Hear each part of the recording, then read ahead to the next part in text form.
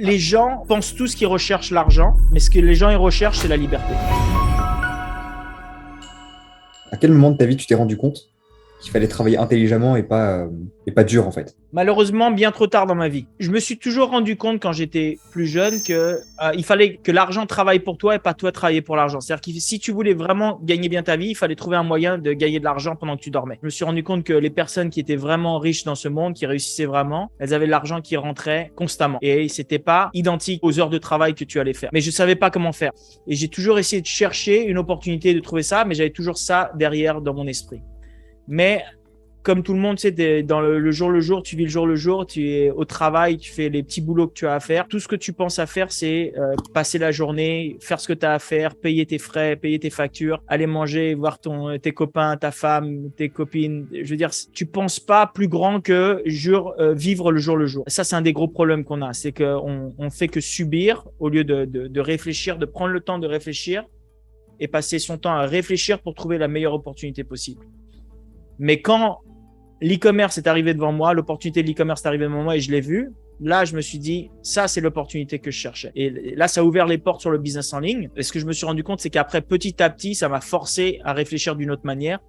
Et là, après, je me suis vraiment forgé cette mentalité et je me suis rendu compte au fur et à mesure que de travailler intelligemment, c'est bien plus important que de travailler dur. Ça m'amène bien plus de résultats. Si tu es nouveau sur cette chaîne, laisse-moi une minute pour me présenter. Je m'appelle Cyril Ortega, je suis un entrepreneur. J'ai créé plusieurs compagnies en ligne qui ont généré plusieurs millions de dollars. J'enseigne maintenant le business en ligne, l'e-commerce et le marketing digital à travers ma chaîne sur YouTube et mon académie Ortega Digital dans lequel je suis le fondateur et le CEO. On enseigne exactement comment gagner de l'argent avec seulement un ordinateur, une connexion Internet depuis n'importe où dans le monde ou depuis le confort de chez soi. Si c'est quelque chose qui t'intéresse un petit peu plus, tu peux cliquer sur un des liens en dessous de cette vidéo et tu verras plein de ressources gratuites. N'oublie pas de t'abonner. Je vais essayer de mon côté de t'amener le plus de valeur possible à travers toutes mes vidéos. Qu'est-ce qui t'a dégoûté de la rat race, de l'ancien monde, tu vois? Est-ce qu'il y a eu un événement vraiment où tu t'es dit, putain, je veux plus ça, je veux quitter ça, tu vois? Je crois que je t'en ai déjà parlé les 2 fois où je me suis fait rejeter pour un boulot. Ça m'a bousillé mentalement. Ok. C'est-à-dire que celle-ci, je ne supportais pas. Donc, D'accord. Ça, mais je l'ai en compris. dehors de ça, et ça, je m'en suis rendu compte à travers, j'ai fait de la thérapie sur moi pendant 4 ans.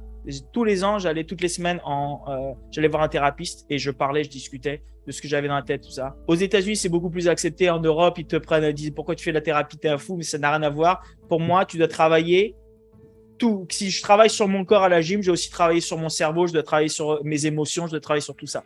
Donc, j'essaie toujours d'être un ensemble où j'essaie de m'améliorer à tous les niveaux. Et la thérapie m'a apporté énormément de choses et j'y allais toutes les semaines pour aller voir ce thérapeute. Et une chose qui m'a aidé à comprendre, c'est que pendant longtemps, tu sais, je suis passé de job en job en job en job et je changeais. Je disais, quand j'étais jeune, je veux être footballeur professionnel. Après, je veux être agent de sport. Après, je veux être acteur. Et après, je veux être entrepreneur. Et après, tu vois, il y a toujours un changement. Mais ce que je me suis rendu compte, c'est ce que je recherchais avant tout, c'était la liberté. La liberté d'avoir assez d'argent pour faire mes propres choix, mes propres trucs. Et ce que je voulais pas, c'est avoir un propre patron avec quelqu'un qui me dit tu dois te pointer ici, tu dois faire ci, tu dois faire ça. Non, je voulais avoir ma propre liberté. Même quand la raison pour laquelle je suis pas retourné, j'ai fait des boulots comme je travaillais en tant que conducteur Uber ou j'essayais d'être acteur et je faisais des trucs comme ça. C'est parce que je voulais pas aller dans un boulot de la rat race de 9h du matin à 5h du soir derrière un ordinateur avec un patron qui me gueule dessus. J'avais les compétences, j'aurais pu trouver un bon boulot comme ça, mais je préfère gagner moins d'argent et avoir ma liberté. Ça avait beaucoup plus de valeur pour moi. Et donc, la liberté, c'est ce que je recherchais avant tout et je m'en suis rendu compte bien plus tard dans ma vie. J'avais 40 ans quand ça m'a vraiment sauté aux yeux, tu sais. Je me disais pourquoi je passais comme ça et quel était le point commun à travers toutes les expériences que j'ai testées et que j'ai recherchées. Et tout me ramenait à la liberté et le choix, mon propre choix. Je voulais vivre la vie selon mes règles, ma façon de vivre. Je voulais pas vivre je voulais rien devoir à qui que ce soit. Ça me rendait fou, quoi. C'est pour ça que j'aurais pas pu faire l'armée. Je sais pas pour moi l'armée ou des choses comme ça parce que c'est pas mon genre de personnalité. Et d'ailleurs, ce que je me rends compte, ça je vais en reparler, c'est que les gens pensent tous qu'ils recherchent l'argent, mais ce que les gens ils recherchent, c'est la liberté. C'est bien plus important que l'argent. C'est-à-dire qu'ils veulent vivre selon leurs projets, ils veulent travailler quand ils veulent travailler, aller en vacances quand ils veulent aller en vacances, travailler d'où ils veulent travailler, avoir leurs propres horaires, choisir. Et après, ce que l'argent te donne, c'est que ça donne encore plus de liberté et encore plus de choix. Tu peux choisir d'aller voir les meilleurs docteurs, choisir de conduire les meilleures voitures, voyager de la meilleure manière. Ça donne plus de choix et encore plus de liberté. Mais la fondation de tout, c'est la liberté. C'est ce que les gens y recherchent. Ils veulent vivre leur vie selon leurs propres règles et pas selon la règle des autres et ou que la société leur impose. Donc, tu sais que tu t'aimes bien mettre ça en avant, une décision peut changer ta vie, tu vois. C'est quelque chose qui est vraiment important. Ça, c'est un des trucs fondamentaux que je pense. C'est tu es l'addition de toutes les décisions que tu as prises dans ta vie jusqu'à aujourd'hui. Bonnes comme mauvaises. Mais il y aura 4 ou 5 décisions que tu auras dans ta vie à des moments qui vont vraiment changer la direction de ta vie. Alors, je pense t'avoir déjà posé cette question et j'ai déjà quelques éléments là qui sont notés, mais je voulais savoir, toi, pour voir si tu vas me dire quelque chose de différent, mais c'est quoi la décision qui a changé ta vie à toi, du coup? J'ai pensé beaucoup à ça et je crois qu'il y a 4 décisions dans ma vie qui ont vraiment eu… la première décision, et ça c'était une décision, mais je l'ai aussi faite avec l'aide de mes parents, mais ça c'est parce que je leur ai pris la tête tellement, c'était partir aux États-Unis.